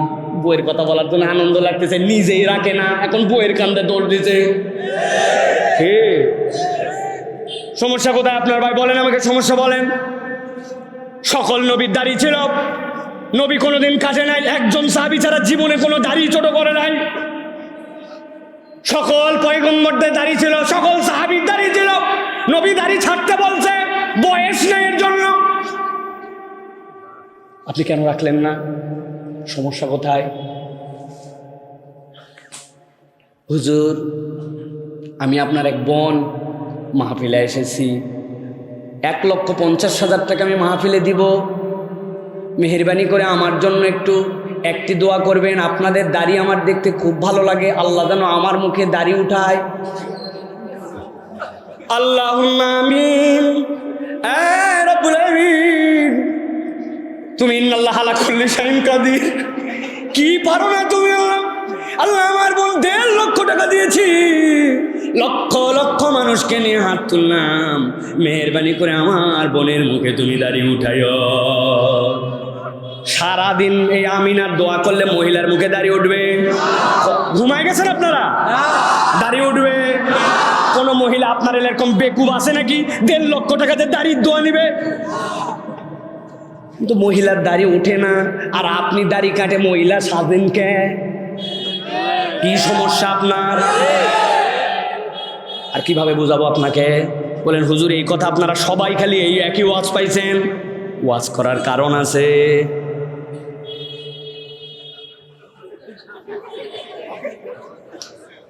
এক লোক মাথায় পাগড়ি পরে, ওই যে আমার ভাই পাগড়ি পরে আছে, আবার অনেকে আছে মাথায় রুমাল দেয়, আছে না ভাই? এক লোক ওসিয়ত করে গেছে, আমি মারা যাওয়ার পরে আমাকে কবরে যেন পাগড়ি পরায়া মাথায় রুমাল দিয়া কলার সারা জুব্বা দিয়ে কবর দেওয়া হয়। আপনার এলাকায় দিবেন ভাই? কেন? এর কি মানুষ আপনার? একটা লোক একটা জুব্বা টুপি পরে কবরে যেতে চেয়েছে, আপনার এত মন খারাপ কেন? হুজুর এসে আলগা মারেন না। কবরে কোন ড্রেস পরে কবর দেওয়া লাগবে তার নিয়ম কানুন ইসলামে বলা আছে। এটা বলার উদ্দেশ্য আপনার জুব্বা, আপনার তসবিহ, আপনার সিমাক, আপনার যাবতীয় সুন্নাত মরেছেন সব শেষ, কিন্তু কবরে একমাত্র সুন্নাত যেটা যায় ওইটা পুরুষের সাথে একটা দাড়ি যায়। মান রব্বুকা, তোমার রবকে, ওয়ামা দিনুকা, তোমার ধর্মকে, ওয়ামান নাবিয়ুকা, আরেক রিওয়ায়াতে আসছে ওয়ামান হাযার রাজুলুল্লাযী বুইসা ফি কবরি, যেই মানুষটাকে কবরে দেখানো হচ্ছে চিনো নাকি? উনি হবেন আপনার আমার নবী, যিনি মাথায় সিজদায় দেওয়ার পরে আল্লাহ বলবেন ইরফা রাসাক, মাথা ওঠান হাবিব, যার প্রশংসা মালায় হাসরের দিনে বিচার শুরু হবে। তার মুখে এত বড় দাড়ি, আর তার উম্মত বলতেছে আমার 20 বছর, আমার চাকরি, আমার বউ, আমার আনস্মার্ট, এই জন্য আমার দাড়ি নাই। বলেন তো ওই দিন যাওয়ার পরে নবীকে কি চিনতে পারবো? নবী না চিনলে কি হয়েছে? না আমার লিডার আছে, হ্যাঁ বাবা, পরপর 4 বার, তাই না? কিচ্ছু কুলাবে না, কিচ্ছু কুলাবে না। এই জন্য ভালো করে বলছি প্রিয় ভাইয়েরা, ও তারাব্বাসতুম থেকে আজকেই বের হতে হবে। নবীর কথা, আল্লাহর কথা শুনলাম আর মানলাম, কাল ক্ষেপণ করা যাবে না, ঠিক না? কাল ক্ষেপণ করা যাবে আর যাবে না। শুনলাম আজকের থেকে মিথ্যা কথা বলবো, কথা বলবো, মুখে গালি দিব। গালি তো দেওয়াই লাগবে, যে এলাকার মানুষ আমরা, একটা গালি না দিলে ইমেজ থাকে নাকি? ওই যে পুকুরের পর একজন বলতেছে এই শালার বেটা হুজুর উঠে গেল, তুই এখনো আসলি না। আদর করার বন্ধুকে শালার বেটা বলে ডাক দিছে। আপনার এলাকার লোক আবার দেখবেন একটুখানি লবণ কম বেশি হয়ে গেছে, বউকে বাড়িতে যায় বলছে ময়া কার গয়ে দীর্ঘই কোথাকার, বানান করে দিব, গালি দেওয়া যাবে ভাই। সিবাবুল মুসলিমি ফুসুক ওয়া কিতালুহু কুফুর।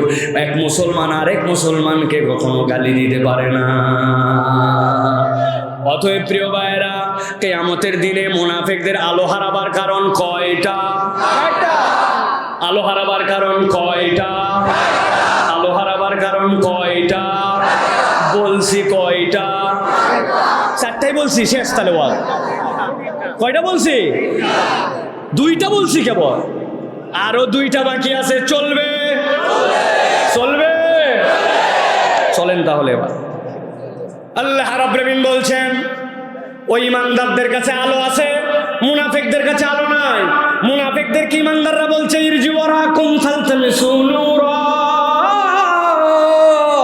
ইমানদারদেরকে বেশি ডিস্টার্ব করছে, পর্দা পড়ে গেছে। একসাথেই ছিলাম কিনা? হ্যাঁ ছিলাম। আলো একটু দিলে কি সমস্যা? এক নম্বর বলেছে তোমরা আল্লাহর পরীক্ষা দেয় না, ওই পরীক্ষায় পড়েছো।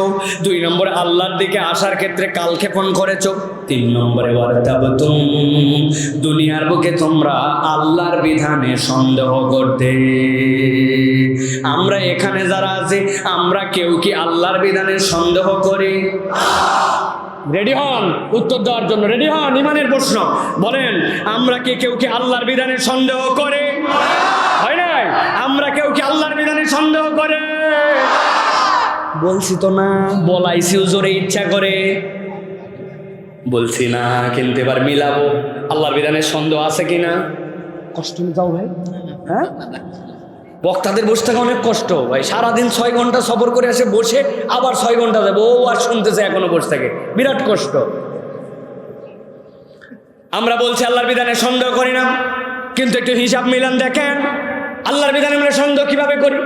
আপনাদের এলাকায় বিয়ে শাদী হয়? ওই যে ভাই, ওই যে মাথার মধ্যে রুমাল, বিয়ে শাদী হয়? ভাইয়ের বইয়ে, বোনের বিয়ে, ভাগ্নির বিয়ে, ভাস্তির বিয়ে হয় কিনা ভাই? ইসলামের বিয়ে কি দেখেন তো, ইজাবার কবুল ফরজ, ওয়াতুন নিসা সাদুকাতিহিন্না নিহলা, তার জন্য দেন মোহর দিয়ে দাও ফরজ। আল্লাহ নবী বলছেন এরপর বিয়ের পরে ছেলের বাড়িতে আনো আউলিম ওয়ালাউ বিশাতিন, একটা ছাগল দিয়ে হলে অলিমার অনুষ্ঠান করো ছেলের বাড়িতে। বিয়ের আনন্দ যা আছে এর মধ্যে অলিমা, ইজাব কবুল, দেন মোহর দেওয়া, বিয়ের অনুষ্ঠান, খুতবা, ইসলামের বিয়ে শেষ। কিন্তু আপনাদের এলাকার বিয়ে কি এইটুকুতেই শেষ? 2 দিন আগে হলুদ সন্ধ্যা, 3 দিন আগে মেহেদি সন্ধ্যা, 4 দিন আগে সঙ্গীত সন্ধ্যা, 7 দিন আগে এর থেকে ভালো ভালো ডেক নিয়ে যায় বাড়ির সামনে, আছে না? ওই বাড়ির থেকে এক লোক আসছে মসজিদে নামাজ পড়ার জন্য, বলছে এই হাজী সাহেব আপনার বাড়িতে কি হচ্ছে এগুলো? অসহ্য হয়ে গেল, রাত 12টা পর্যন্ত গতকালকে, আর কত? বাবা বাবা বাবা শোনো, প্রত্যেক বাড়িতেই বিয়ে শাদী হয়, 2 দিনের একটা ব্যাপার, বাচ্চা কাচ্চা মানুষ, বিয়ে তো একবারই হয়। রাগ করো না, রাগ করো না, এরকম করে বলে দিবে আপনাকে, বলার পরে কৌশলে এড়ায় যাবে। আপনি যদি এই কথাটা বলেন বিয়ে একবারই হয়, আনন্দ একটু করা লাগে, তোমার বাড়ি তো হয়, আমাদের এইটুক না করলে আধুনিক সমাজে চলে না, এই কথার দ্বারা আপনি বলেন নাই আল্লাহর বিধান অস্বীকার করে মুখে, কিন্তু প্রকারান্তরে আপনার কথা আল্লাহ বিয়ের মধ্যে যতটুকু দিয়েছেন ওইটুকুতে আপনি সন্তুষ্ট হতে পারেন নাই। আল্লাহর বিধানকে ডিঙ্গায়া আপনার আরো বিজাতীয় সংস্কৃতির আনন্দ উদযাপন করা লাগে, এইটা বলার দ্বারা আল্লাহর বিধানে প্রকারান্তরে সন্দেহ করা হয়। আছে কি নাই? আছে কি নাই? তাহলে আপনি আমি যে একটু আগে বলছিলাম যে আমাদের সমাজের মধ্যে এরকম নাই, কিন্তু এরকম আপনি খুঁজে দেখেন, এরকম ঘটনার কোনো শেষ নাই। একের পর এক যদি আপনি খুঁজতে থাকেন, ঘরে ঘরে ইসলামের বিধানে সন্দেহকারী আছে। এই মুরাব্বি, আপনি কেন এখনো দাদনের ব্যবসা করেন, সুদে টাকা লাগান কেন? বলছে রাখো মিয়া, this is modern world, import export, bank, বিমা, সব জায়গায় সুদ, আর তুমি এই ওয়াজ করার জন্য। চাচা আপনি কি ব্যাংক না, আপনি বিমা না, আপনি ইম্পোর্ট না, আপনি এক্সপোর্ট না, তা আপনি নিজে নিজে টাকা লাগান, এই কাজ আপনি বাদ দিয়ে দিতে পারেন, ব্যাংক কালা ব্যাংকের হিসাব দিবে। বলছে অত বুঝাতে আসো না, নামাজের সময় হয়ে গেছে, তোমার সাথে এখন ঝগড়া করতে পারবো না আমি। নামাজের পরে একজন আসছে, বলছে বাবা 1,000 টাকা দেন। বলছে টাকা নাই হাতে। বলছে বাবা রে বড় বিপদে আছি, 1,000 টাকা দেব, টাকা নাই হাতে বললাম। বলছে মুরব্বী ভুল বুঝছেন আপনি, আমি আজকে সোমবার 1,000 টাকা দেন, আগামী শুক্রবার 1250 টাকা রিটার্ন করব। বলছে বেকুব কোথাকার, মানুষের হাতের টাকা থাকে নাকি? বাড়ির চল। বাড়িতে নিয়ে চলে গেছে, যাওয়ার পরে 1,000 টাকা দিছে, দেওয়ার পরে বলছে লাগলে আরো বল, তোর চাষিও কিন্তু এই ব্যবসা করে, তবে যা করবি তাড়াতাড়ি কর, মাগরিবের আজান হয়ে যাচ্ছে, ছোট দিনের বেলা, আমি কিন্তু তাকবীরে উলার সাথে জামাত ধরবো। আসরের নামাজ পড়ে আসে, দাদনে সুদে টাকা লাগায়া দাড়ি টুপিওয়ালা মুরব্বী মাগরিবের নামাজ তাকবীরে উলা ধরতে চায়। এরকম মুনাফিক মার্কা মুসলমান আমাদের সমাজে আছে কিনা? আমার আল্লাহ রাব্বুল আলামিন বলছেন ওয়ারতাবতুম ওয়া গররাতকুমুল আমানি হাত্তা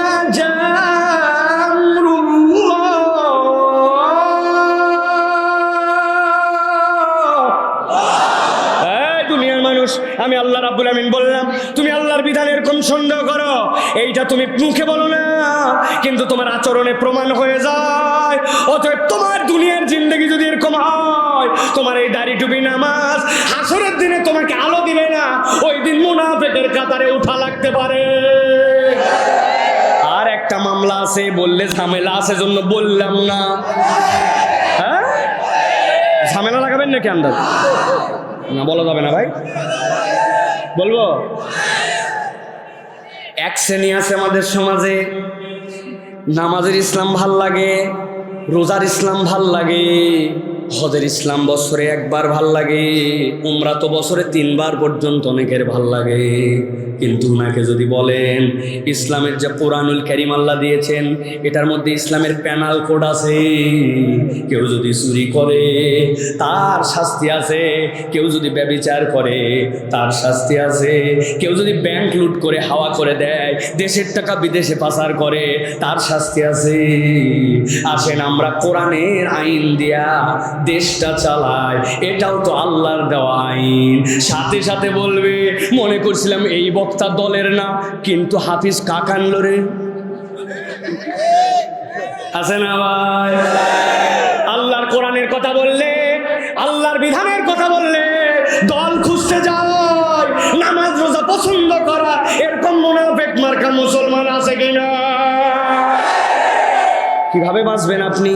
কারণ আপনি মুখে বলছেন যে আল্লাহ রাব্বুল আমিনের বিধান মেনে নিলাম, কিন্তু আপনার আচরণতে মানা হয় নাই। কারণ আল্লাহ বলছেন ইন্নাদ দীনা ইনদাল্লাহিল ইসলাম, আল ইয়াউমা আকমালতু লাকুম দীনাকুম ওয়া আতমামতু আলাইকুম নি'মাতি, ইসলামকে পূর্ণ করে দেওয়া হলো, কিন্তু আপনি তো ইসলামের পূর্ণতা তাহলে স্বীকার করলেন না, ঠিক না? বাঁচার একটা কৌশল আছে, যদি আপনারা প্রত্যেকে আমাকে 20 টাকা করে দেন তাহলে বলে দিতে পারি। কাক দিয়ে দেবা? সুন্দর করে শিখাই দেই। নতুন করে আজকের থেকে বলবেন আমানতু বিল্লাহি ওয়া মালাইকাতিহি ওয়া কিচ্ছু কিচ্ছু কুতুবিহি। কি বলবেন? হ্যাঁ আল্লাহ আগের থেকেই বলে আসছি, আমি সব মানি না, কিচ্ছু কিচ্ছু কুতুবিহি। ওই পারে খালি যাইয়ে দেখেন বাটাম একটাও মাটিতে পড়বে না, ঠিক না? ধানাই পানাই করা যাবে না ভাই। আমানতু বিল্লাহি ওয়া মালাইকাতিহি ওয়া কুতুবিহি, আল্লাহর কিতাবের সব স্বীকার করছি। কবে আল্লাহর দিন কায়েম হবে, কবে প্যানাল কোড বাস্তবায়ন হবে, কবে সেই সংবিধান হবে আমার জানা নাই, কিন্তু আমি স্বীকার করি আল্লাহর বিধানের উপরে কোনো বিধান নাই, এর নাম ঈমান। এইটা না মানলে আপনার নামাজ রোজায় কেবল ঈমান হয় না, ঈমান হয় না, ঈমান হয় না, ঈমান হয় না। আমার আল্লাহ রাব্বুল আলামিন বলছেন তাহলে এটা 3 নম্বর। বুঝে না বুঝে মাতব্বরি করে পণ্ডিতি খাতায় কোনোভাবে আল্লাহর বিধানের ব্যাপারে কোনো কথা বলা যাবে? 4 নম্বরে আল্লাহ রাব্বুল আমিন বলছেন ওই মানুষগুলার জন্য হাসরের দিনে আলো হারাবার কারণ ইমানদাররা এবার বলে দিবে তাদের জন্য ওয়াগররাতকুমুল আমানি হাত্তা জা আমরুল্লাহ ওয়াগররাকুম বিল্লাহিল গরুর। আমার আল্লাহ বলছেন ওই মানুষগুলা দুনিয়ার বুকে এমন ভাবে শয়তানের দ্বারা প্ররোচিত হয়েছিল, আল্লাহকে এমন ভাবে ভুলে গিয়েছিল, চোখের মধ্যে তাদের এমন মরিচিকা লাগছিল, আল্লাহর বিধানে সমস্যা খুঁজে পায়। বয়স হয় নাই, এখন পারা যায় নাকি, এই সমাজে কেমনে চলে, কিভাবে আমি পারবো। এই মহিলা, আপনি যে নামাজ পড়ার পরে এই মসজিদের মধ্যে থেকে বাড়ির মধ্যে থেকে মাহফিলে আসলেন, ওনার হাতের মধ্যে মুজা, পায়ের মধ্যে মুজা, চোখের মধ্যে এমন ভাবে তার জন্য সুন্দর নেকাব লাগানো, চোখটাও দেখা যায় না ঠিক মতো, কিন্তু হাতের মধ্যে একটা 20 বছরের মহিলা ধরা, ওইটা আবার মশারির কাপড়, কেননা মা যেন উল্টায় পড়ে না যায়, এই জন্য 20 বছরের একটা হাত ধরে নিয়ে আইছে, ওর গায়ের মধ্যে কাপড় নাই। এটা কি? আপনার বয়স হয়ে গেছে, আপনার জন্য পর্দার বিধান হালকা, আর আপনি নিয়ে আসছেন যেটা ওটার জন্য পর্দার বিধান করা। বলছে হুজুর আমিও বিয়ের পরে পর্দা ধরছি, আল্লাহ দিলে বেটিকে আগে আগে বিয়ে দেব নিয়ত করছি, বিয়ের পরে ওই পর্দা ধরবে। আছে না? আমার আল্লাহ বলছেন ওয়াগররাতকুমুল আমানি, তোমার চোখের উপরে এমন পর্দা লেগে গেছে, আল্লাহর বিধানের না পালন করার তুমি অজুহাত খোঁজো। মূলত এইটার কিছু নয়, ওয়াগররাকুম বিল্লাহিল গরুর, মহাপ্রতারক শয়তান তোমাকে আল্লাহর ব্যাপারে প্রতারিত করে ফেলছে। এইরকম করতে করতে মৃত্যু চলে আসছে, আর আল্লাহর দিকে ফেরা হয় না। আসলে সমস্যা আল্লাহর বিধানে নয়, সমস্যা হচ্ছে আপনার আমার চোখ আর অন্তরে, ঠিক কিনা? শেষ কথা, আজকের শেষ উদাহরণ, ভালো করে মনে রাখবেন প্রিয় ভাইরা। আপনাদের এলাকায় আছে কিনা? আমাদের এলাকায় বেলুনওয়ালা আছে ভাই। আপনাদের এলাকায় আছে বেলুনওয়ালা? আছে। বাঁশের মাথার মধ্যে খড় ঢুকায় দিয়ে, পোয়াল ঢুকায় দিয়ে ওর মধ্যে বেলুন বিক্রি করে, ঘূর্ণি বিক্রি করে, আছে না ভাই? এরকম অনেক বেলুনওয়ালা আছে। ওই বেলুনওয়ালার কাছে আগে দেখছি আমরা, বেলুনওয়ালা সেই চালাক, ও যদি সারাদিন খেলে ফু দিয়ে দে বেলুন বিক্রি করতেছে, ডাকা লাগে, অবস্থা খারাপ। ও কি বুদ্ধি করে? ও বুদ্ধি করে একটা বেলুন খুলে ওর মধ্যে বাঁশিটা উল্টায় দেয়, উল্টাতে আবার লাগায় সামনে দিকে বড় একটা বেলুন বাইন্ধে দেয়, দিয়ে ফু দেয়, ওই দেখেন বেলুন বাজতেছে কোন জায়গায়, ঠিক না ভাই? ফু দিয়ে দিয়ে দিয়ে এত বড় বেলুন ফুলাইছে। এরপরে বেলুনওয়ালা হাতে বেলুন নিয়ে আস্তে করে বেলুন ছাড়ে,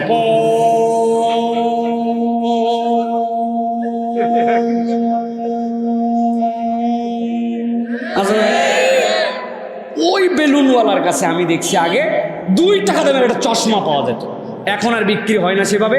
কাগজের কভার, সামনে দিকে লাল কাপড়, পিছন দিকে একটা প্লাস্টিকের এলাস্টিক দেওয়া, রবার দেওয়া। 2 টাকা দিয়ে চশমা একটা লাল রঙের কিনছি, কেনার পর আস্তে করে চোখে ভরে পিছন দিয়ে এরকম করে টান দিয়ে আটকায় দিছি। উপরে তাকায় দেখি আসমান লাল, বাড়িতে এসে দেখি আব্বা লাল, আম্মা লাল, লবণ লাল, ভাত লাল, সব লাল। খানিকক্ষণ পরে চিন্তা করছি, না এই লালের মানে নেশা তো শেষ, এখন আবার 2 টাকাতে একটা হলুদ চশমা কিনছি। যেই না হলুদ লাগাইছে, আসমান হলুদ, আব্বা হলুদ, আম্মা হলুদ, ভাত হলুদ, তরকারি হলুদ, লবণ হলুদ, হলুদে হলুদ। ভাই আপনাদের কাছে বুঝে থাকলে শেষ কথা আজকে উত্তর দিতে হবে, আসলে কি আমার আব্বা লাল, আম্মা হলুদ, আসমান লাল, লবণ হলুদ? যে যার কালারে আছে, সব কালার ঠিক আছে, কিন্তু আমার চোখের রং লাল অথবা হলুদ। আল্লাহর বিধান আল্লাহর বিধানের জায়গায় ঠিক আছে, শয়তানের প্ররোচনায় আমার অন্তর পরিবর্তন হয়ে এখন আল্লাহর বিধানের সমস্যা দেখে। সমস্যা আল্লাহর বিধানে নয়, সমস্যা আপনার আমার চোখ আর অন্তরে, ঠিক না? ওই চোখটাই মুনাফিকের চোখ। আর ওই চোখটাকে যদি পরিবর্তন করতে হবে, কি দিয়ে পরিবর্তন করতে হবে? ইন্না আনজারনাকুম আযাবান করিবা।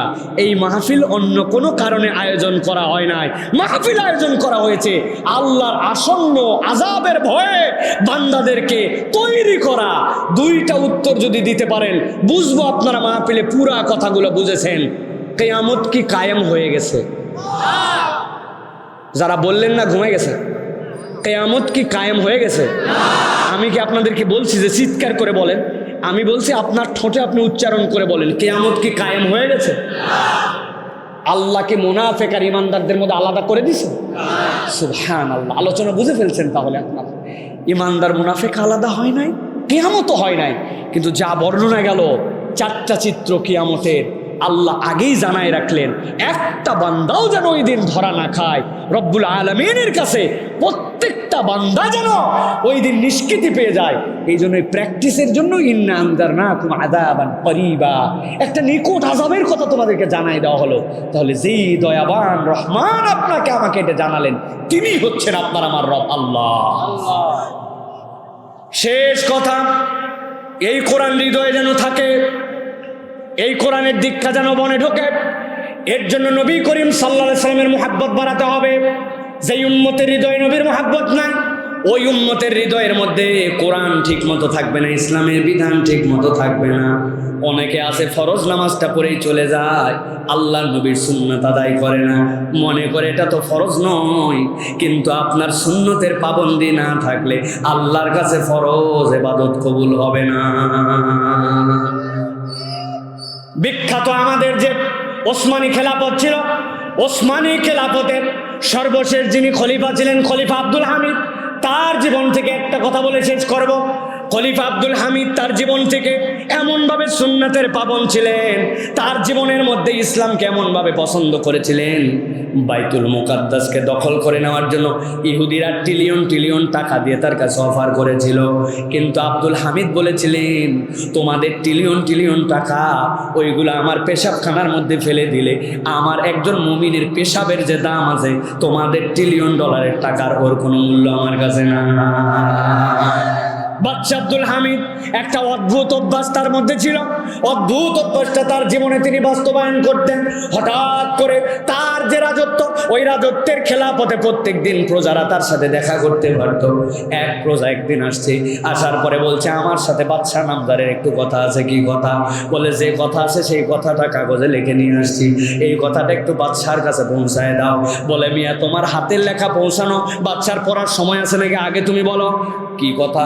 বলছে, যেমন তেমন কথা নয়, বাদশার কাছে আমার অনেক টাকা পাওনা আছে, ওই টাকা নেওয়ার জন্য আসছি।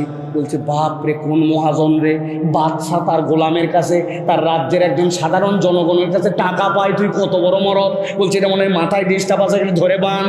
তবে একটা কাগজ দিছে, ওই কাগজটা বাদশার টেবিলের মধ্যে তার উজির রেখে দিছে। বাদশার চোখে কোনো এক সময় পড়ে গেছে, কি রে, এর মধ্যে লেখা আছে, বাদশা আব্দুল হামিদ, আপনার কাছে আমার কথা আছে। এমন একজন পৃথিবীর ব্যক্তি, যেই ব্যক্তির কোনো তুলনা নাই, সেই ব্যক্তি আপনার কাছে আমাকে পাঠাইছে। বলছে, এই চিঠি কার? বলে, অমুক একটা লোক। বাদশা বলেন না, মাথার ডিস্টার্ব। বলছে, আপনার সাথে দেখা করে আপনার কাছে নাকি টাকা পায়। বলছি, যে ব্যক্তির মতো তুলনা কেউ নেই, সে আমার কাছে পাঠাইছে, সে কে রে? আমি তো খলিফা আব্দুল হামিদ, তাকে পাঠাও দেখে। ওকে ধরে আনছে। আসসালামু আলাইকুম। আসসালাম। কতদিন ধরে আছে? কয়েকদিন। লোকজন আপনার সাথে কথা বলতে দেয় না, আপনার সাথে জরুরি কথা আছে। কি কথা? বলে, বাচ্চা আমি বহুদিন ধরে ব্যবসা করতাম, ব্যবসা করে বরকত ছিল, হঠাৎ করে কিছু ঋণের মধ্যে পড়ে গেলাম। এরপরে আমার সেই মালগুলা সমুদ্র ডুবি হয়ে গেল, যাওয়ার কারণে আমি ব্যবসার মধ্যে আমার বিরাট বড় ধোঁকা খেয়ে গেলাম। আমার ব্যবসায় তো দেউলিয়া হয়ে গেলাম, ঋণ আর শোধ করতে পারি না। বলছে, তুমি না একটু আগে বললে বাদশা টাকা পায়, এখন তুই না দেউলিয়া হয়েছিস, তার গল্প শোনাচ্ছিস। বলছে, কথা শোনো। বাচ্চা বলছে, কথা শোনো। কি বল? বলে, আমি রাত্রেবেলা শুয়ে আছি, শুয়ে শুয়ে ঘুমায় আছি, আর চিন্তা করতেছি, জীবনে কোনোদিন মানুষকে ধোকা দিয়ে ব্যবসা করি নাই, জীবনে কোনোদিন মানুষকে প্রতারণা করি নাই। মানুষের এই টাকা ঋণ নিয়েছি, এটাও আমি ফেরত দিব না এরকম নয়, কিন্তু আমি টাকা পাবো এখন কই? ঘুমের মধ্যে দেখি আমার নবীজি সাল্লাল্লাহু আলাইহি ওয়াসাল্লাম স্বপ্নের মধ্যে আমাকে বলতেছে, ও ব্যবসায়ী, as-sadiqul আমিন, কেউ যদি আত-তাজিরুল আমিন হয়, সৎ ব্যবসায়ী হয়, সে তো সিদ্দিকদের সাথে, শুহাদাদের সাথে থাকবে। আমি তোমাকে বলতেছি, তোমার এই ঋণ নিয়ে চিন্তা করতে হবে না। তুমি বাদশা আব্দুল হামিদের কাছে যাবে, যাওয়ার পরে বলবে, বাদশা আব্দুল হামিদ, আল্লাহ নবী সাল্লাল্লাহু আলাইহি ওয়াসাল্লাম আপনার কাছে আমাকে পাঠাইছেন, আর বলছেন আমার আব্দুল হামিদকে বলবা সে প্রত্যেক দিন রাত্রে ওজিফা করে আমার কাছে দরুদ প্রেরণ করে তারপরে ঘুমায়, কিন্তু অমুক রাত্রে সে আমার কাছে ওজিফা না করেই কেন ঘুমাইছিল। আর বলবা তোমাকে জানো তোমার ব্যবসার বরকতের জন্য আবার কিছু তোমাকে সাহায্য করে। বাদশা আব্দুল হামিদ মসনদে বসা ছিলেন, লাফ দিয়ে দাঁড়ায় গেছেন। তারাই বলছেন তুমি এদিকে আসো, এদিকে আসো। বাদশার যারা পরিষদ তারা অবাক হয়ে গেছে, একজন সাধারণ প্রজার কোথায়, বাদশা দাঁড়ায় গেছে, কি ব্যাপার, ঘটনা তো নিশ্চয়ই ব্যতিক্রম কিছু। তুমি আমার কাছে আসো, আরেকবার বলো তো কি বলছো। বলে নবী আদরের বার্তা পাঠাইছে, আমার আব্দুল হামিদ আমার রাজ্য পুরাটা দিয়ে দিতে পারি। আমার নবী যদি কাউকে বলে একবার আমার আব্দুল হামিদ, ওই নবী তো সেই নবী যেই নবী আপনার আমার জন্য কাঁদে। ওই নবী তো সেই নবী যেই নবী হাসরের দিনে আদমের কাছে উম্মত যাবে, আদম আলাইহিস সালাম বললেন পারবো না, আমার আল্লাহর এরকম রাগ কখনো দেখি নাই। আল্লাহ বলছিলেন লা তাকরাবা হাযিহিশ শাজারাতা, এই গাছের কাছে যাস না, আমি ওই নির্দেশ মানতে পারি না। মুসার কাছে যাবে, মুসা বলবেন পারবো না, ঈসার কাছে পারবো না। আল্লাহ নবী মাকামে মাহমুদে সিজদায় পড়বেন, নবীজি এমন কাঁদা কাঁদবেন, এমন হামদ করবেন যেই হামদ আগে কেউ করে নাই, পরে কেউ করে নাই। আল্লাহ বলবেন ইফারাসাত, মাথা উঠান। এরপরে নবীকে বলা হবে আপনি যার পক্ষে সুপারিশ করবেন কবুল করা হবে। ওই সময় নবী নিজের কথা ভাববে না, নবী উম্মতের কথা ভাববে। আর ওই উম্মত নবীকে মহব্বত করে না, নবীর কথা মতো চলে না, নবী যেভাবে তাকে কোরআন দিয়ে গেল ওই কোরআন অনুসরণ করে না। এই নবীর সুপারিশ কি তাহলে আমাদের জুটবে? এই জন্য বলবো ভাই, মুনাফিকের চরিত্রতে সরতে হবে। 2 নম্বরে কোরআনওয়ালা হতে হবে। 3 নম্বরে নবীর মোহাব্বত হৃদয়ের মধ্যে জাগরুক করতে হবে। রাজি আছেন? রাজি আছেন? রাজি আছেন? আল্লাহুম্মা আমিন। আল্লাহ আমাদেরকে কবুল করুক, বলেন আল্লাহুম্মা আমিন। আল্লাহ আমাদের আশা বসাকে কবুল করুক, বলেন আল্লাহুম্মা আমিন। তুই কথা বলছি আজকে আপনাদের কাছে, জান খুলে বলছি আলহামদুলিল্লাহ। কারণ যে আপনারা যেভাবে ছিলেন শুনছেন, আলহামদুলিল্লাহ। আল্লাহ যেন আমাদের আশা বসাকে কবুল করেন, বলেন আল্লাহুম্মা আমিন। আমি একচেটিয়া দোয়া করবো তা হবে না, দোয়া আপনাদেরও করা লাগবে প্রিয় ভাইয়েরা, আমাদের জন্য দোয়া করতে হবে প্রিয় ভাইয়েরা। আমি 3টা মানুষকে একটু পুরস্কৃত করতে চাই। 5 মিনিটের সময় নিব, আমরা 12টার মধ্যে শেষ করব। 2-3টা প্রশ্ন আছে, উত্তর দিব। প্রশ্নের উত্তর বেশি এর মধ্যে নাই, আছে এর মধ্যে প্রশ্ন উত্তর না দিলেও চলবে, রাত গভীর হয়ে গেছে। প্রশ্ন উত্তর দেওয়া লাগবে, দিয়ে দিব।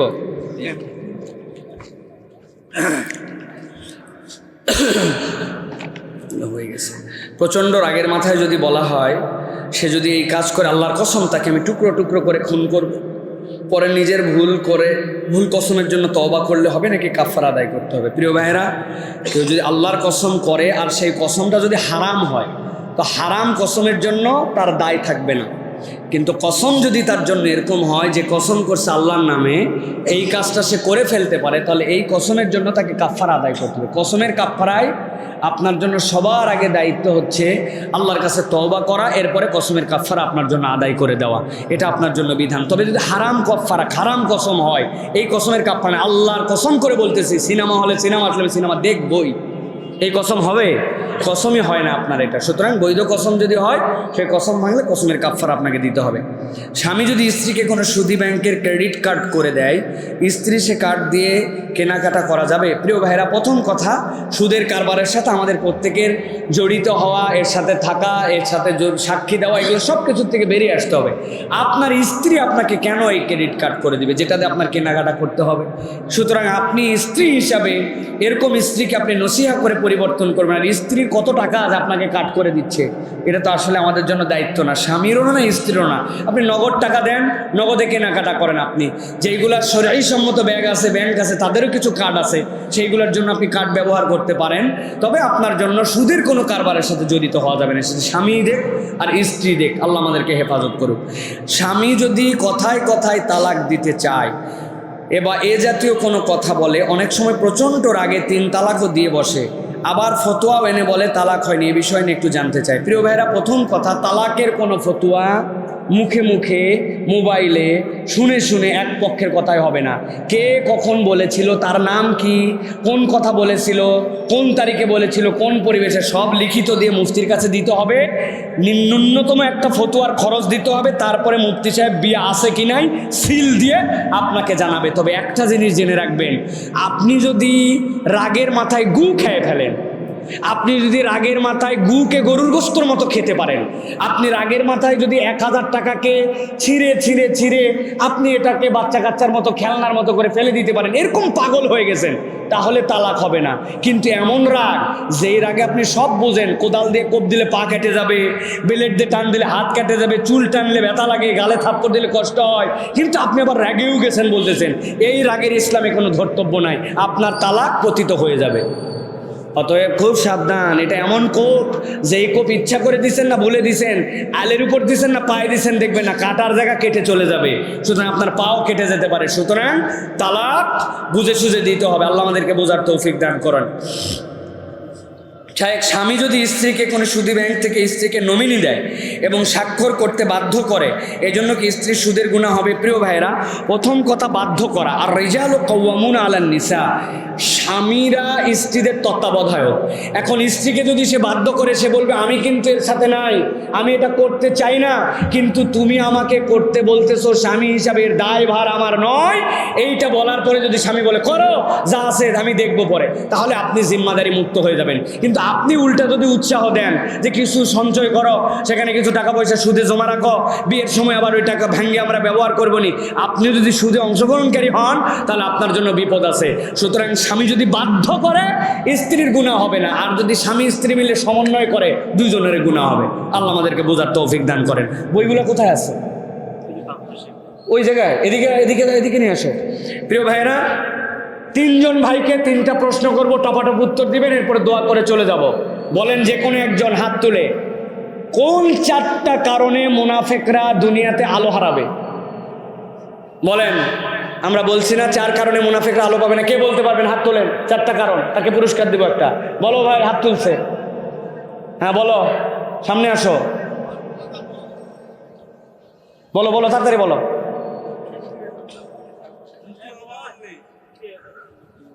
আন্দাজি কথা বলো না। 4টা কারণে মুনাফিকরা আলো হারাবে। মনে আছে না আপনাদের ভাই? কি কি কারণ মনে নেই আপনাদের কারো? এতক্ষণ ধরে ওয়াজ করলাম। 1 নম্বর, নিজে নিজে পরীক্ষা করবে, দাঁড়ান না আপনি। 2 নম্বর, থ্যাংক ইউ। 3 নম্বর, তারাব্বাসতুম, আল্লাহর দিকে আসতে প্রতীক্ষা করে।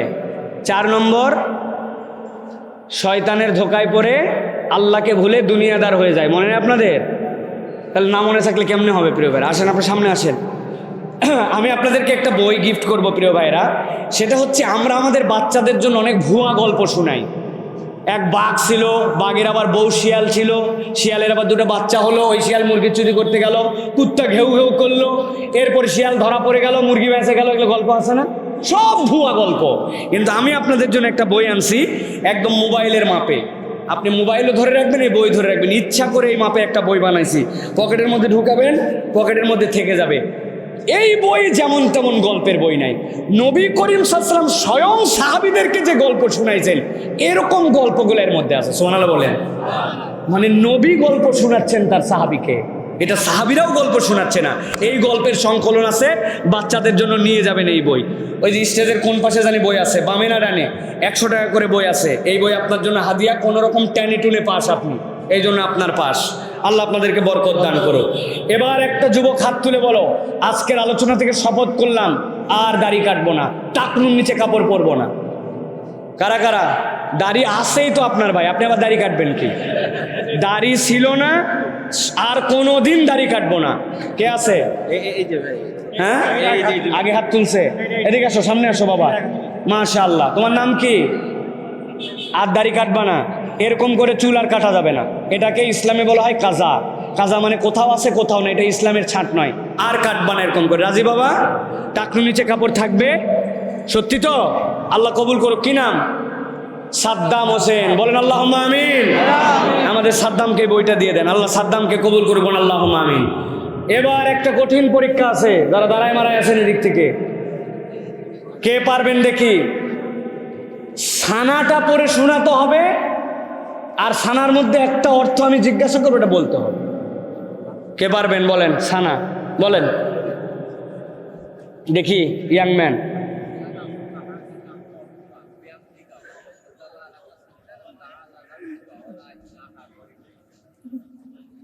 এবার বলো তাআলা জাদ্দুকা মানে কি? বলো সুবহানাকাল্লাহুম্মা বিহামদিকা, এটার অর্থ কি বলো? প্রথমটা কে পারেন এখানে ভিতরে? পারেন না কে কে হাত তোলাবো কিন্তু শেষে আপনাদের। 50-60 বছর বয়স হয়ে গেছে, নামাজে দাঁড়ালেই সানা বলি, আর সানার অর্থ না পারলে কেমনে হবে ভাই? বলেন বাবা, বলেন তো। হ্যাঁ মাশাআল্লাহ। তারপরে তার মর্যাদা সুউচ্চ, সুন্দর করে বলতে হবে এটার প্রত্যেকটার। আজকের মাহফিল থেকে তাহলে কি আমরা শপথ নিতে পারবো যে নামাজের এই দোয়া তাসবিহগুলোর অর্থ আমরা শিখবো? খালি আন্দাজে ইনশাল্লাহ বলেন না ভাই, তারা বাস্তবের জালে পড়েন না। সামনে রমাদানের আগে সানার অর্থ, দোয়া কুনুতের অর্থ, নামাজের ভিতরে তসবির অর্থ শিখবো। রাজি আছেন ইনশাল্লাহ? কে শিখাবে ভাই? ইমাম সাহেবের কাছে যাওয়া লাগবে, বই খুঁজে বের করা লাগবে। রাজি আছো তোমরা? ইয়াংম্যান হিসেবে সাহস করছো, আর এই পুরস্কারটা দিয়ে দেন, আল্লাহ কবুল করুক। এই বই কোথায়? বই নিয়ে আসো। ওইখানে কুলাতে পারবা তো তুমি? তোমার তো পাগল করে ফেলবে। আচ্ছা ওখানেই থাক। ও ওখান থেকে আপনারা ঝামেলা ঝঞ্ঝট করবেন না, স্টেজেও নিয়ে আসবেন কিছু। এদিকে বই সকলে সূরা ফাতিহা পড়েন একবার, সূরা ইখলাস পড়েন 3 বার। আমরা দোয়া করব। সকল ক্যামেরা বন্ধ হবে, রোল কাট সব। আমাদের আলোচনা ওয়াজ শেষ, তোমাদের জন্য দোয়া হবে 5 মিনিট মাত্র। সব বন্ধ করো ভাই, সব। সেই সন্ধ্যা থেকে কিভাবে আসলো, পাগলের মতো শুনলো আল্লাহ। আল্লাহ এটাকে যদি তুমি নেকামল হিসেবে কবুল করো, মেহেরবানি করে আল্লাহ আমাদের জীবনের সকলের গুনাহ খাতাগুলো তুমি মাফ করে দাও। আয় রব্বুল আমিন, আমাদের জীবনে ছোট গুনাহ, বড় গুনাহ, জানা গুনাহ, অজানা গুনাহ, যত গুনাহ আছে সব গুনাহগুলো তুমি মাফ করে দাও। আল্লাহ তোমার বান্দা হিসাবে আমরা বলতে পারি, আমাদের এখানে একজনও বলবে না যে আমাদের গুনাহ নাই, কিন্তু বুকে হাত দিয়ে সবাই বলবে হাজার গুনাহ থাকলেও তুমি আল্লাহ, তুমি ছাড়া কেউ এই গুনাহ মাফ করতে পারে না। অতএব যেই গোলাম স্বীকার করেছে তুমি ক্ষমা করতে পারো, তাকে মাফ করে দাও। আল্লাহ এখানে যারা আমিন আমিন বলে হাত তুলেছে, আল্লাহ কার জানি আব্বা নাই, কার জানি আম্মা নাই, আল্লাহ আমাদের যাদের পিতা নাই, মাতা নাই, মেহেরবানি করে তোমার কাছে ফরিয়াদ, আমাদের যাদের আব্বা আম্মা কবরে, তাদেরকে তুমি মাফ করে দাও। আল্লাহ আমরা বড় অবাকা সন্তান, আব্বা হারিয়েছি, আম্মা হারিয়েছি, কিন্তু তাদের জন্য একটু দোয়া করতে পারি না। আল্লাহ আমরা যারা পিতা মাতার জন্য আজকে হাত তুলেছি, মেহেরবানি করে তাদেরকে মাফ করে দাও। কেমনে মায়ের কথা ভুলে গেলেন, মন এত পাষাণ হলো কেমনে আপনার? এক রাত শীতের রাত্রে যদি কাঁথা পরিবর্তন করে না দিত, ওই মা আপনার জন্য যদি রাত না জাগতো, দুনিয়ায় নিউমোনিয়া হয়ে ছোটবেলায় শেষ হয়ে যেতাম।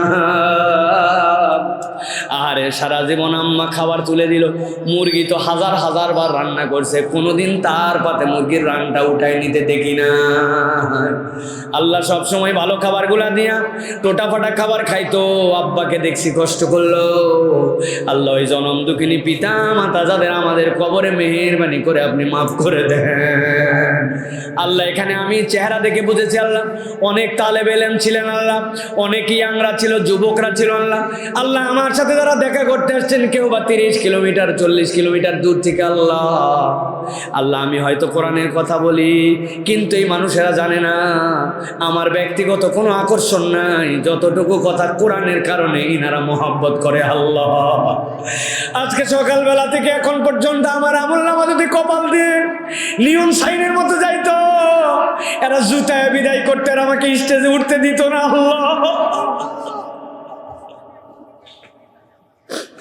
আল্লাহ আমাদের মধ্যে যেন কোনো রিয়া না হয়, অহংকার না,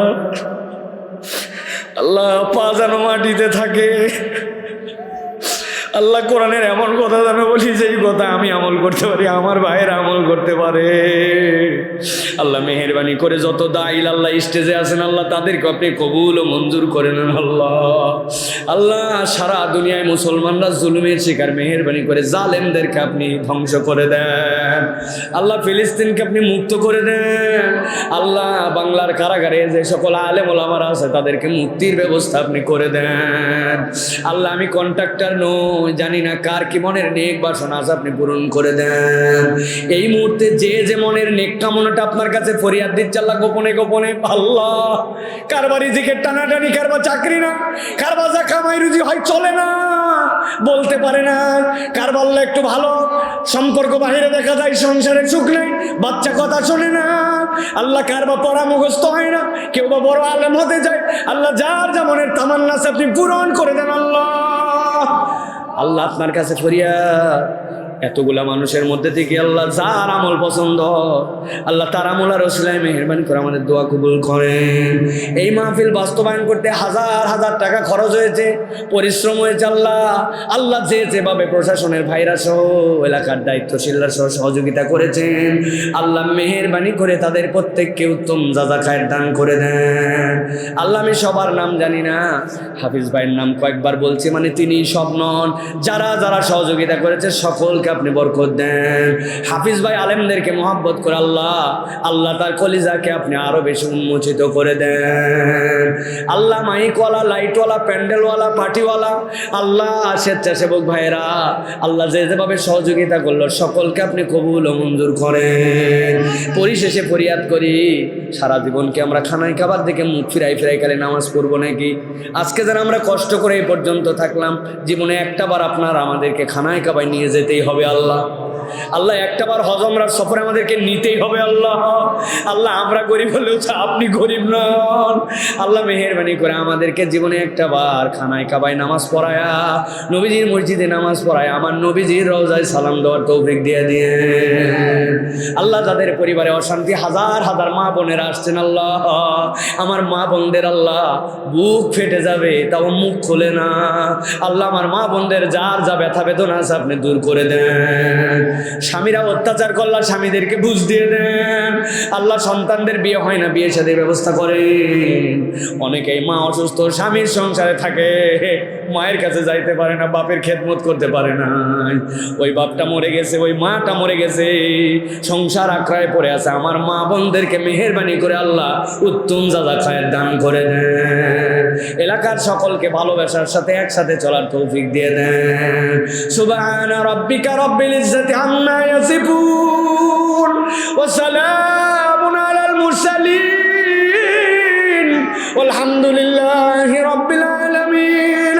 ওয়াজআল আখিরা কালামিনা ইনদাল মাউতি বাকি লা ইলাহা ইল্লাল্লাহু মুহাম্মাদুর রাসূলুল্লাহ সাল্লাল্লাহু আলাইহি ওয়া সাল্লাম। আসসালামু আলাইকুম ওয়া রাহমাতুল্লাহ।